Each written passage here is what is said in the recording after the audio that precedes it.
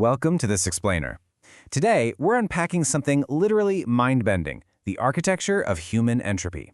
You know how we usually think of humans as, well, creatures striving for peace? Like, we just want success, stability. We tell ourselves we want everything to go smoothly so we can finally just relax. But as we're going to see, the reality of human nature reveals a completely different, incredibly provocative truth. It turns out our underlying psychological architecture, it isn't built for peace at all. So get ready, because what we're about to uncover might completely change how you view your own behavior, your relationships, and all that unnecessary drama you might be subconsciously inviting into your life. So why do we mess up good things? Just think about that for a second. You finally finished this massive, super stressful project at work.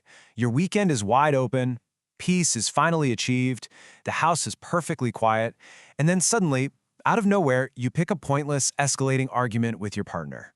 Or, I don't know, maybe you decide right then to tear apart your perfectly functional kitchen for some chaotic DIY project you saw online. Why? Why can't we just enjoy the quiet? Well, this isn't just bad luck, and it's definitely not a mistake. It's actually something profoundly ingrained in who we are as a species. Okay, let's dive into this. Part 1, Hardwired for Chaos.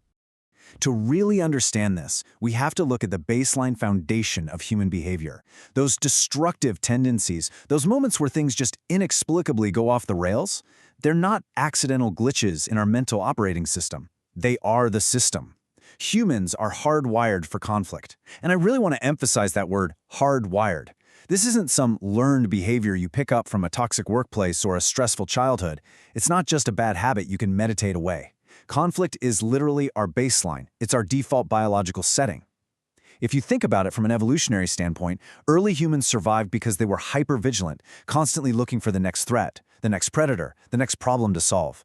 Our brains evolved to thrive in struggle. So today, even when we're perfectly safe and everything is totally fine, our internal circuitry is still actively primed for friction. Before we even consciously process the world around us, our brains are basically hunting for a fight.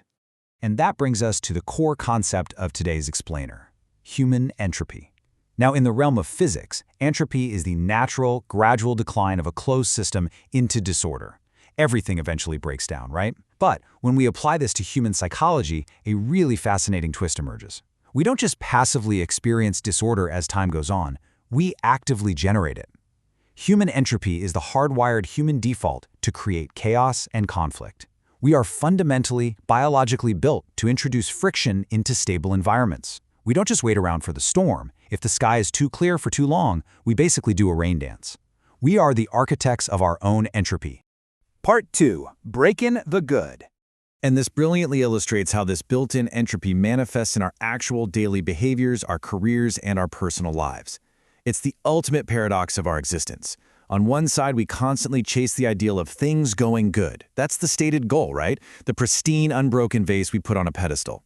We hustle, we plan, we organize our entire lives just to achieve harmony. But on the flip side, the moment we actually achieve it, our default state activates. We just mess them up. We cannot tolerate the quiet. Our overwhelming, almost involuntary urge is to shatter that pristine vase. It's a pretty jarring reality to confront, but our default response to success, peace, and perfectly aligned circumstances is to completely sabotage them.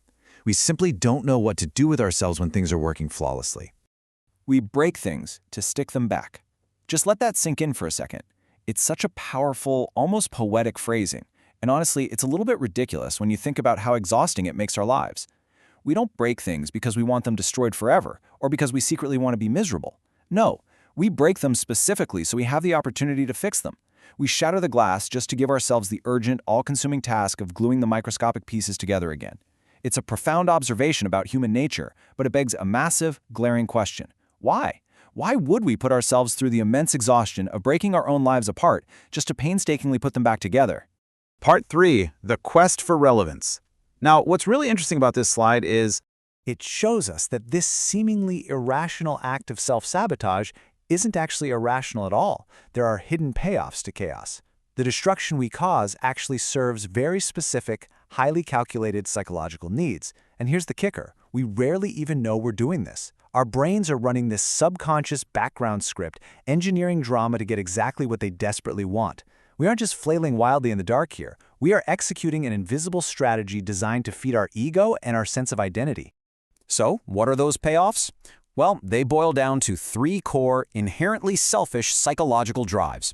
Number one, we create problems so we can be the person to provide the solution. It's the classic savior complex. Think of that middle manager who intentionally creates a convoluted bottleneck in a project just so they can swoop in, work overtime, and look like a total hero to the CEO. You can't be the hero if there isn't a fire, so we subconsciously spark the match.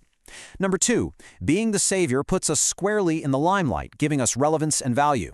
Think about it. When things are going perfectly well, everything's on autopilot. Nobody needs saving, which means, well, nobody is looking at us.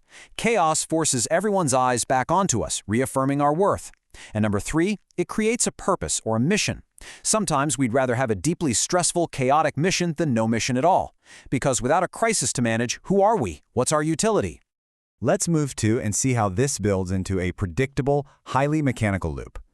It starts right at step one, create a problem. Human entropy kicks in, our subconscious gets totally bored with peace, and bam, we mess up a good situation. Then comes step two, provide the solution. We dramatically step in to fix the very thing we just broke, gluing those fragile pieces back together with a lot of heavy sighs and performative stress. And finally, step three, gain relevance. We get the limelight, the validation, and that intoxicating feeling of being absolutely essential. We feel alive again. But guys, it's a cyclical trap of engineered chaos, because the second the dust settles, the relevance fades and peace returns, that creeping anxiety of being unneeded comes right back, and we loop straight back to step one to start the entire exhausting process all over again. I really want to dwell on that final motive for a second because it's absolutely the most profound. We want a purpose to work on. At the very bottom of this cycle, beneath the need for attention, beneath the petty office politics or the savior complex, lies this fundamental existential dread. As human beings, we are utterly terrified of the void. We are terrified of having nothing to do, nothing to fix, nothing to strive against. Peace feels entirely too close to uselessness for our ancient hyperactive brains.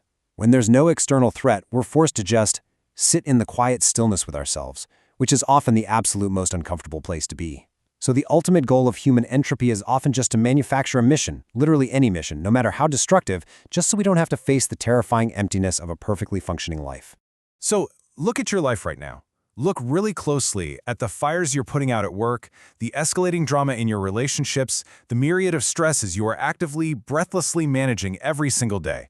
Ask yourself, are you actually facing a genuine external challenge? Or is your current mission just self-created entropy? Are you just breaking things so you can stick them back together and feel relevant?